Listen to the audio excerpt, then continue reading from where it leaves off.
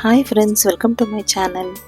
இன்றைக்கி நம்ம ஒரு ஹெல்த்தியான டிஷ் பாலக் பன்னீர் கிரேவி எப்படி செய்யலாம்னு பார்க்கலாங்களா? வாங்க. இன்றைக்கி நான் 2 கட்டு பாலக் கீரை எடுத்து கட் பண்ணி வாஷ் பண்ணி எடுத்து வச்சுருக்கேங்க.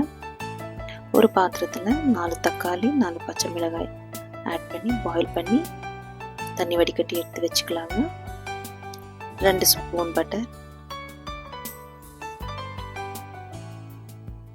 பிரிஞ்சி இலை, பட்டை, கிராம்பு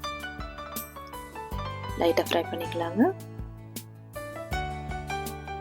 ஆனியன், இஞ்சி பூண்டு பேஸ்ட் ஆட் பண்ணி நல்லா ஃப்ரை பண்ணிக்கலாங்க. வேக வச்ச கீரை நல்லா ஃபைன் பேஸ்ட்டாக அரைச்சி ஆட் பண்ணிக்கலாங்க.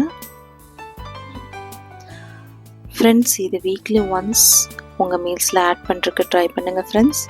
Multi vitamins, minerals, rich in iron, protein, calcium இந்த மாதிரி நிறைய இருக்குங்க. ஸோ ரொம்ப ஹெல்த்தியான ஒரு டிஷ், ட்ரை பண்ணுங்கள் ஃப்ரெண்ட்ஸ்.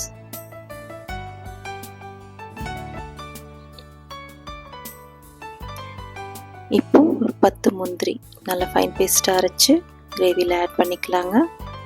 நல்லா திக்னஸ் கொடுக்குங்க, ஃப்ளேவர்ஃபுல்லாகவும் இருக்கும். 2 ஸ்பூன் நெய்,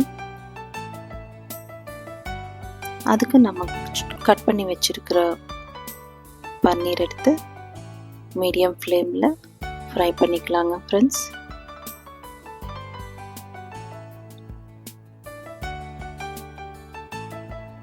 லைட்டாக ஃப்ரை பண்ணுங்கள். ஃப்ரை பண்ணி கிரேவியில் ஆட் பண்ணி 2 மினிட்ஸ் வேக வச்சு இறக்கி வச்சுக்கலாங்க. அவ்வளோதாங்க ஃப்ரெண்ட்ஸ். இந்த கிரேவி ரைஸ் சப்பாத்திக்கெல்லாம் ரொம்ப பர்ஃபெக்டான காம்பினேஷன். நல்லா இருக்குங்க ஃப்ரெண்ட்ஸ், ட்ரை பண்ணி பாருங்கள். நல்லா இருந்துச்சுன்னா கமெண்ட் பண்ணுங்கள். தேங்க்யூ.